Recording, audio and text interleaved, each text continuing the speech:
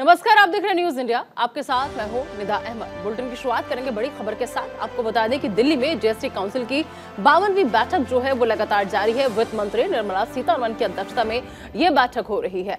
अलग अलग राज्यों के वित्त मंत्री भी इस बैठक में शामिल है।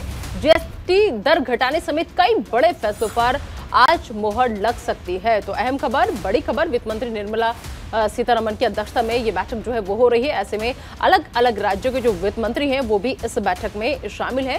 और अहम खबर ये है कि जीएसटी दर घटाने समेत कई फैसले ऐसे हैं जिन पर आज इस बैठक के दौरान मोहर जो है वो लग सकती है। तो फिलहाल 52वीं बैठक जीएसटी काउंसिल की दिल्ली में शुरू हो चुकी है। वित्त मंत्री निर्मला सीतारमण की अध्यक्षता में ये बैठक जो है वो हो रही है। अब देखना होगा कि आखिर कौन कौन से बड़े फैसले हैं जिन पर आज मोहर लगेगी, क्योंकि अलग अलग राज्यों के वित्त मंत्री भी इस बैठक का हिस्सा है, इस बैठक में मौजूद हैं। कहा यह जा रहा है कि जीएसटी की दर जो है उसे घटाने समेत कई और अहम बातें ऐसी हैं जिन पर आज मोहर लग सकती है इस बैठक के दौरान। तो फिलहाल ये बैठक लगातार जारी है। निर्मला सीतारमण की अध्यक्षता में ये बैठक जो है वो हो रही है। तो दिल्ली से ये अहम खबर, जहां पर अलग अलग राज्यों के तमाम वित्त मंत्री भी इस बैठक का हिस्सा है, बैठक में शामिल है यहाँ पर।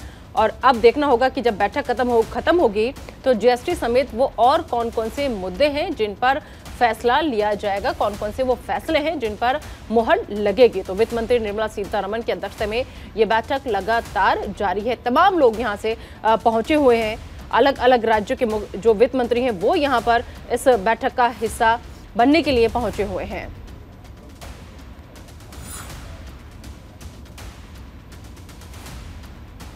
फिलहाल ये बैठक जारी है लगातार और कई जीएसटी दर घटाई जा सकती है ऐसा कहा जा रहा है। साथ ही साथ कहा यह भी जा रहा है और भी कई फैसले ऐसे हैं जिन पर मोहर लग सकती है।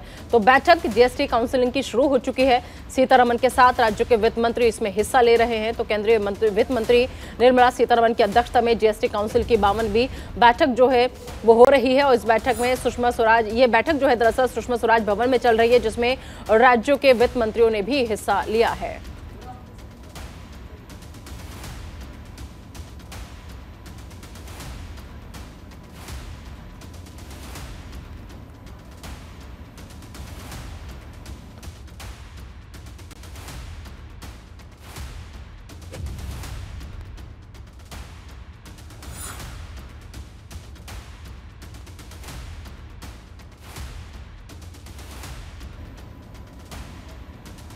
तो इस वक्त की अहम खबर, बड़ी खबर, जीएसटी काउंसिल की बैठक शुरू हो चुकी है। और साथ ही साथ आपको बता दें कि दरअसल केंद्रीय वित्त मंत्री निर्मला सीतारमण की अध्यक्षता में जीएसटी काउंसिल की 52वीं ये बैठक हो रही है। और ये बैठक जो है सुषमा स्वराज भवन में चल रही है, जिसमें राज्यों के वित्त मंत्री भी तमाम पहुंचे हुए हैं जिन्होंने हिस्सा लिया है। तो इस बार की जीएसटी परिषद की मीटिंग में ईबी बैटरी, बीमा कंपनियों और मिलेट्स पर लगने वाले दरों पर भी बड़ा फैसला जो है वो लिया जा सकता है, ऐसा कहा जा रहा है। इस खबर पर ज्यादा बातचीत के लिए आइए सीधा रुक करेंगे हमारे सहयोगी गौरव का, जो इस वक्त सीधा हमारे साथ जुड़ चुके हैं। गौरव, निर्मला सीतारमण की अध्यक्षता में बैठक हो रही, सबसे पहले बैठक को लेकर अपडेट आपसे जानना चाहेंगे कि कितनी देर तक और चलने की संभावना है बैठक में? बिल्कुल निदा, देखिए जीएसटी काउंसिल की जो ये 52वीं बैठक है वो राजधानी दिल्ली में आयोजित की गई है। और बैठक में जितने भी राज्य हैं सभी राज्यों के, खास करके पहले तो वित्त मंत्री मौजूद हैं। और जिन राज्यों के वित्त मंत्री नहीं पहुंच पाए इस बैठक में, उन्होंने अपने प्रतिनिधि को इस बैठक में शामिल होने के लिए भेजा है। बैठक का आप देखिए जो टाइमिंग है वो बहुत महत्वपूर्ण है। आने वाले दिनों में त्योहारों का जो सीजन है वो शुरू हो रहा है और जाहिर सी बात है त्योहारों में बहुत बड़े पैमाने पर लोग जो है वो खरीदारी करते हैं, चाहे वो इलेक्ट्रिक प्रोडक्ट हो या फिर खाने पीने के सामान हो या फिर मकान ही खरीदते हो, गाड़ी खरीदते हो। और आप देखिए 5 राज्यों में विधानसभा के जो चुनाव हैं वो बेहद नजदीक आ चुके हैं और ये इस साल की आखिरी बैठक है, इसलिए इस बैठक से बहुत ज्यादा उम्मीदें आम जनता को भी है। हालांकि बैठक की जो शुरुआत है वो हो चुकी है और वित्त मंत्री निर्मला सीतारमण इस बैठक में मौजूद हैं। शुरुआती तौर पर अगर हम समझने का प्रयास करें, दरअसल इस बैठक में जो सबसे अच्छी खबर निकल करके आएगी वो मिलेट से जुड़ी हुई खबर है। खास करके अब जिस तरीके से सरकार ने मोटे अनाज को प्रमोट किया और उसके बाद उसको जिस तरीके से अभी मोटे अनाज पर जो जीएसटी था वो 5% लगता था, लेकिन आने वाले दिनों में अब उसको पूरी तरीके से जीएसटी के दायरे से हटाया जाएगा, यानी कि उसको जीएसटी फ्री किया जाएगा ताकि ज्यादा से ज्यादा लोगों तक मोटे अनाज का जो प्रमोशन है वो हो सके, लोग उसको उपयोग कर सके। इसके अलावा मिलेट्स का जिक्र आपने किया, जीएसटी का जिक्र आप कर रहे हैं, ऐसे में गौरव जी मैं इसी सवाल पर आ रही थी कि जीएसटी दर घटाने समेत इलेक्ट्रिक गाड़ियां वगैरह के और भी कई बड़े फैसले हैं, ऐसे हैं जिन पर मोहर लग सकती है। कौन कौन से वो बड़े फैसले हैं? देखिए बिल्कुल, अगर बात करें देश में तो खास करके हम इस वक्त इलेक्ट्रिक वाहनों पर ज़्यादा जोर दिया जा रहा है। इसके अलावा एथेनॉल से चलने वाली गाड़ियों पर जोर दिया जा रहा है, हाइड्रोजन से चलने वाली गाड़ियों पर जोर दिया जा रहा है। यानी कि एक अब पेट्रोल और डीजल का जो विकल्प है वो जरूर ढूंढा जा रहा है। तो इसको लेकर के भी जो इलेक्ट्रिक वाहन है जिसमें बैटरियों का इस्तेमाल किया जाता है, उन बैटरियों पर भी जो जीएसटी है वो कम करने की योजना बनाई जा रही है, क्योंकि इलेक्ट्रिक गाड़ियों पर सरकार जीएसटी नहीं ले रही है। जाहिर सी बात है वो प्रमोट करना चाहती है। तो आने वाले दिनों में अगर बैटरी जो निर्माता कंपनियां हैं उनको जीएसटी में राहत मिलती है तो जो इसका रेट है उसमें कमी आएगी और आने वाले दिनों में इन गाड़ियों का प्रचलन जो है और बढ़ेगा। और जिन बैटरियों पर हम बात कर रहे हैं जीएसटी की दरें कम होंगी, वो दरअसल पूरी तरीके से जितने भी इलेक्ट्रॉनिक उपकरण हैं जो बैटरी से चलते हैं, चाहे वो हेडफोन हो, चाहे मोबाइल फोन हो, चाहे इलेक्ट्रिक वॉच हो, चाहे तमाम चीजें जो बैटरी से चल रही हैं, उनके दरों में भी कमी आएगी। और आने वाले दिनों में जिस तरीके से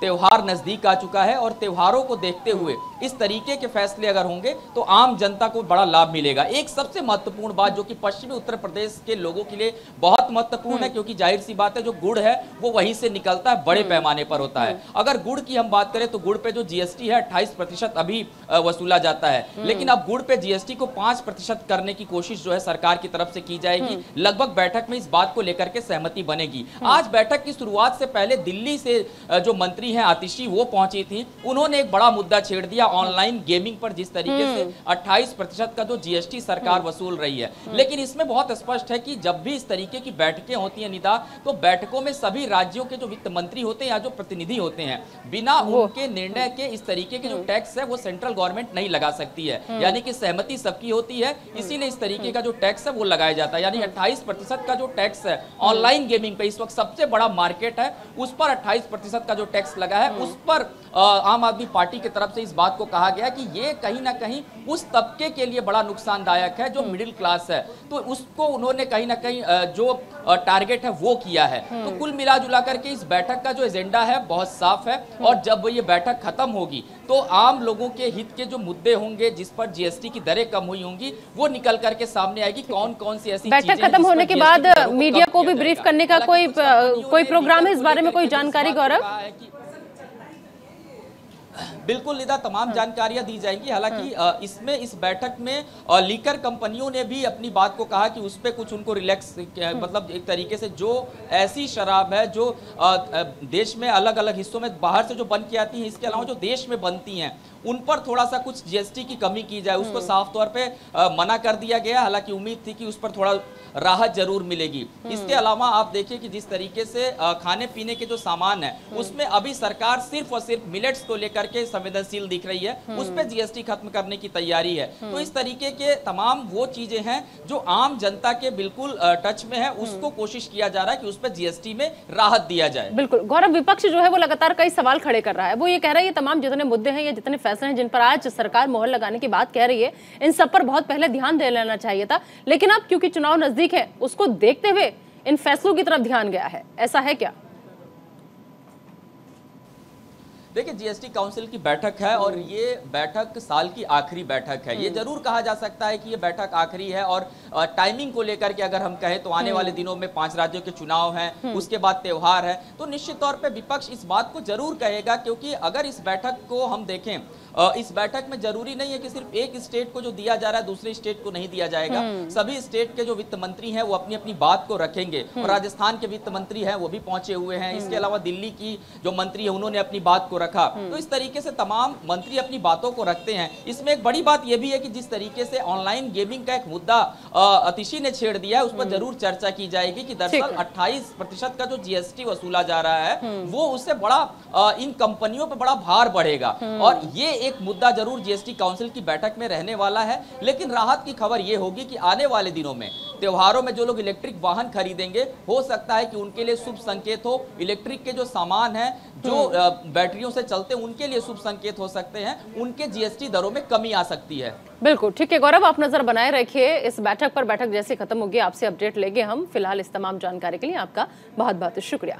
चलिए आगे बढ़ते हैं और बात कर लेते हैं बिहार से आई एक अहम खबर की। दरअसल क्योंकि अब बिहार की तरह ही राजस्थान की गहलोत सरकार भी प्रदेश में जातिगत जनगणना करवाएगी। जी हाँ, कांग्रेस कोर कमेटी की बैठक हुई और इस बैठक के बाद सीएम गहलोत ने कहा कि बिहार की तरह अब राजस्थान में भी जातिगत जनगणना होगी। सीएम ने कहा इससे सभी जातियों के लोगों को आनुपातिक अधिकार मिल जाएगा। आपको बता दें कि शुक्रवार शाम को जयपुर में कांग्रेस कोर कमेटी की बैठक हुई थी, तो वहीं कांग्रेस की महासचिव प्रियंका गांधी लड़की हूं लड़ सकती हूं का जोश लिए छत्तीसगढ़ दौरे पर पहुंची, जहां प्रियंका गांधी ने नक्सली इलाके का भी दौरा किया और साथ ही साथ जातिगत जनगणना की हुंकार भी भरी।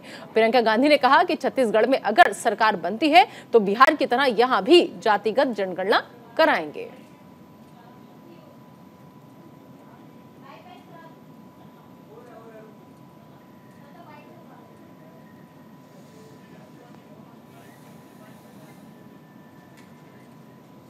तो वहीं बिहार के उप मुख्यमंत्री तेजस्वी यादव ने भी जातिगत जनगणना पर बयान दिया है।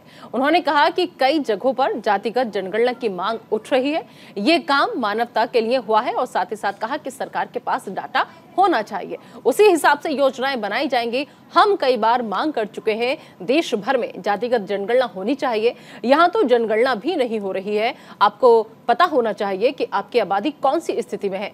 सुनिए क्या कुछ कहा तेजस्वी यादव ने।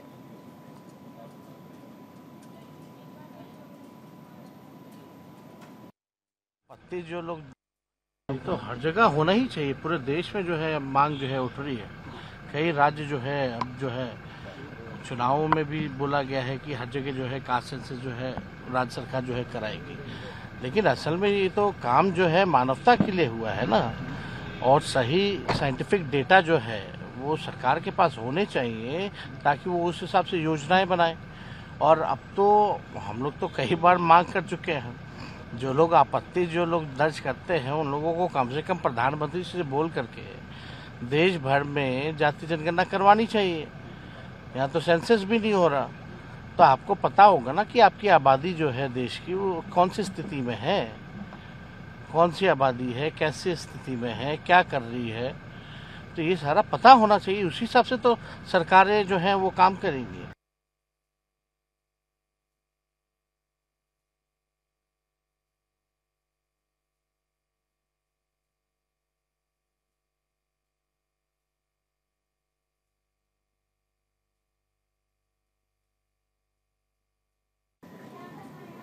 चलिए बढ़ते हैं आगे। अगली खबर उत्तराखंड राज्य से। उत्तराखंड में मध्य क्षेत्रीय परिषद की बैठक जारी है। गृह मंत्री अमित शाह की अध्यक्षता में बैठक हो रही है और इस बैठक में सीएम योगी आदित्यनाथ भी शामिल हैं। आपको बता दें कि सीएम पुष्कर सिंह धामी भी इस बैठक में साथ में मौजूद हैं। तो अहम खबर, बड़ी खबर इस वक्त की, अमित शाह जो है दरअसल बैठक ले रहे हैं। गृह मंत्री अमित शाह की अध्यक्षता में ये बैठक जो है वो हो रही है। उत्तराखंड के मुख्यमंत्री भी इस बैठक में शामिल हैं। बैठक में सीएम योगी आदित्यनाथ भी शामिल हैं, उत्तर प्रदेश के मुख्यमंत्री हैं।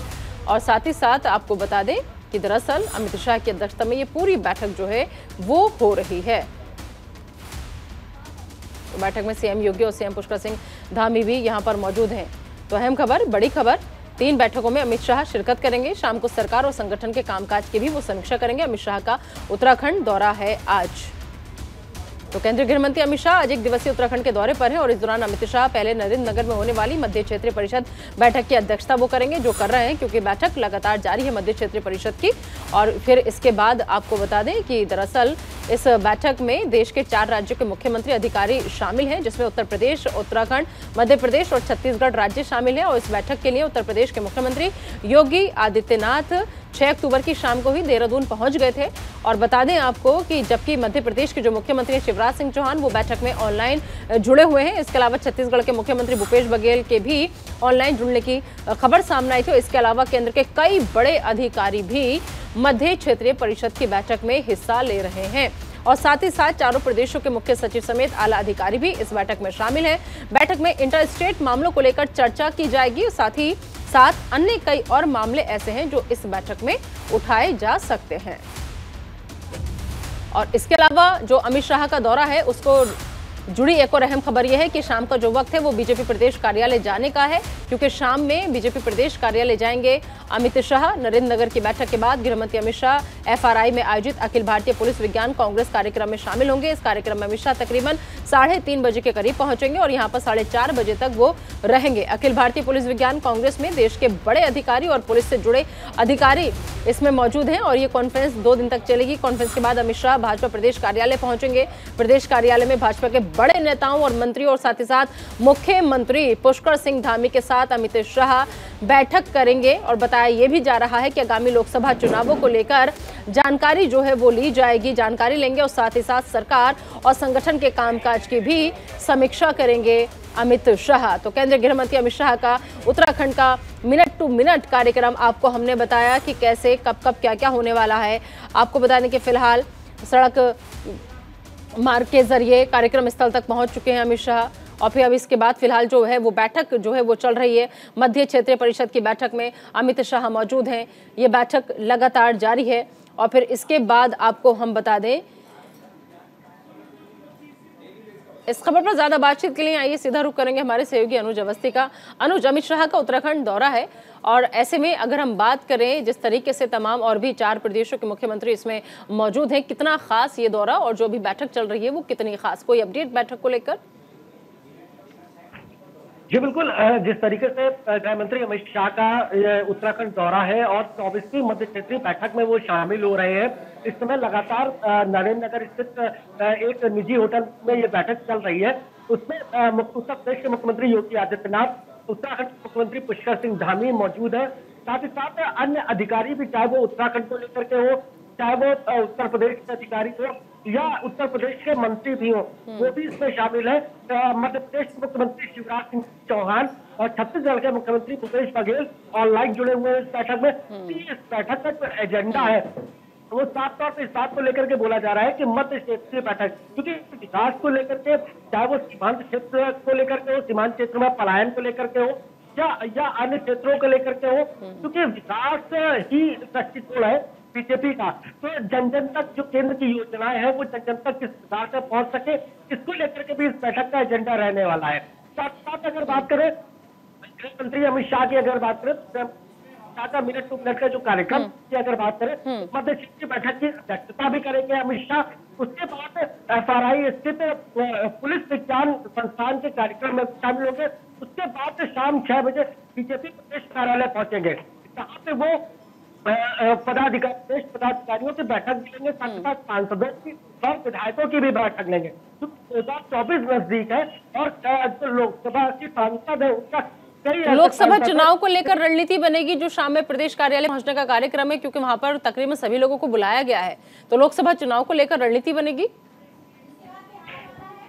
जी बिल्कुल, लोकसभा चुनाव को लेकर के लगातार रणनीति बीजेपी भी कर रही है और जब गृह मंत्री अमित शाह आएंगे तो उसको लेकर के, चाहे वो पदाधिकारी हो या संगठन महामंत्री हो, जो यहाँ के प्रदेश के प्रभारी दुष्यंत कुमार हो, या अगर बात करें सांसदों को लेकर के या मंत्रीगणों को लेकर के हो, इनको लेकर के लगातार बैठक की जाएगी और 2024 रण किस प्रकार से जीता जा सके, उत्तर प्रदेश की अगर बात करें या उत्तराखंड की अगर बात करें, तो किस प्रकार से उस रण को जीता जा सके, इसको लेकर के भी बैठक का एजेंडा तय किया जाएगा। साथ ही साथ कई ऐसे सांसद जो पिछली बार से सांसद रहते, कई बार से उनसे टिकट भी कट सकते हैं। कहा जा सकता है कि टिकट बंटवारे को लेकर के हो या प्रदेश पदाधिकारियों को समन्वय जनता तक किस प्रकार से वो पहुंच सके, जनता से बीजेपी की योजना कैसे पहुंच सके, चाहे वो सीमांत क्षेत्र अगर बात करें, क्योंकि माड़ा प्रधानमंत्री का भी दौरा है, चाहे माड़ा की बात करें या पिथौरागढ़ की अगर बात,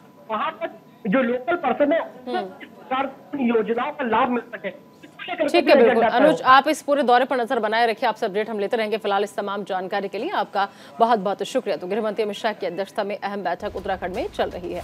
चलिए आगे बढ़ते रुक करते हैं पटना का। पटना से इस वक्त की बड़ी खबर आप तक पहुंचा दें। आपको बता दें कि अल्पसंख्यक नेताओं के साथ सीएम नीतीश की बैठक और मुख्यमंत्री आवास पर दरअसल ये बैठक जो है वो हो रही है और जेडीयू अध्यक्ष ललन सिंह सहित कई मंत्री इस बैठक में मौजूद हैं। तो अहम खबर, बड़ी खबर पटना से इस वक्त की, अल्पसंख्यक नेताओं के साथ सीएम नीतीश कुमार की बैठक जो है वो चल रही है और मुख्यमंत्री आवास पर ये अहम बैठक जो है वो हो रही है। और साथ ही साथ आपको बता दें कि जेडीयू अध्यक्ष ललन सिंह सहित कई मंत्री ऐसे हैं जो इस बैठक का हिस्सा हैं, इस बैठक में मौजूद हैं। तो अहम खबर, बड़ी खबर इस वक्त की, अल्पसंख्यक नेताओं के साथ मुख्यमंत्री आवास पर अहम बैठक जो है वो हो रही है और सीएम नीतीश कुमार ये बैठक ले रहे हैं।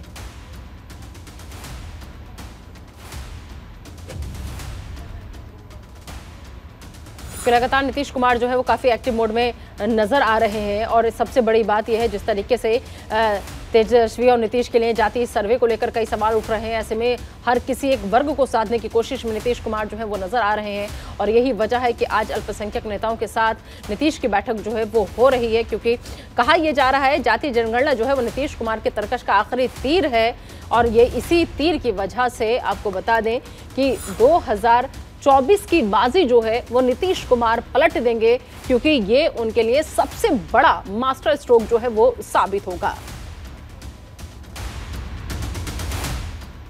और चलिए बढ़ते हैं आगे, बात करेंगे उत्तराखंड के पिथौरागढ़ से आई अहम खबर की, क्योंकि पिथौरागढ़ में भूकंप के झटके महसूस किए गए हैं और हफ्ते भर में दूसरी बार ये भूकंप के झटके लगे हैं। घरों से बाहर लोग निकल आए और नुकसान की सूचना फिलहाल अभी तक नहीं है। तो उत्तराखंड के पिथौरागढ़ में भूकंप के झटके महसूस किए गए हैं, हफ्ते भर में दूसरी बार ये भूकंप के झटके लगे हैं।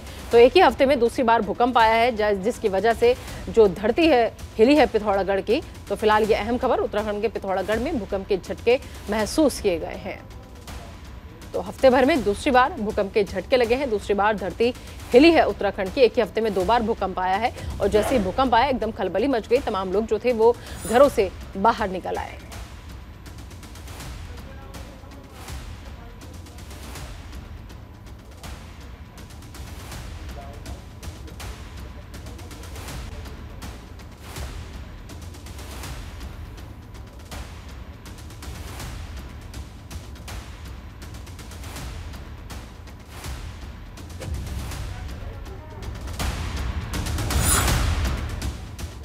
इधर राम मंदिर को लेकर संजय राउत का बयान सामने आया है। कहा कि राम मंदिर बनाने से कोई राम नहीं बनता।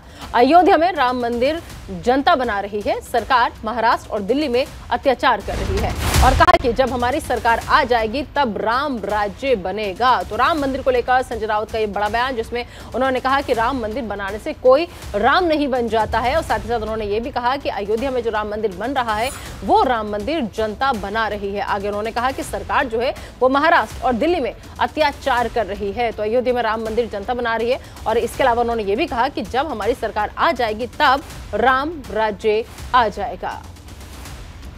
तो राम मंदिर को लेकर संजय राउत का ये बयान। राम मंदिर बनाने से कोई राम नहीं बनता। अयोध्या में राम का मंदिर जनता बना रही है और भारतीय जनता पक्ष पार्टी की जो काम की जो दिशा और दशा है वो रावण लीला की तरह जाता है। रावण जिस तरह से अत्याचार कर रहा था उनके राज्य में लोगों में, आज वही अत्याचार आज की सरकार महाराष्ट्र में और दिल्ली में कर रही है। तो रावण कौन है ये सबको पता है। राहुल गांधी सत्ता पे नहीं है, हाँ लंका पे राज जिसका है ना वो रावण। यहाँ हमारी सत्ता नहीं है, ना महाराष्ट्र में है ना दिल्ली में है। हमारी सत्ता आ जाएगी तब राम राज्य बनेगा। तो हमारी सरकार आएगी तो राम राज्य बनेगा। फिलहाल इसी खबर के साथ इस बुलेटिन में अभी के लिए इतना ही। आप दीजिए इजाजत, बने रहिए न्यूज़ इंडिया के साथ।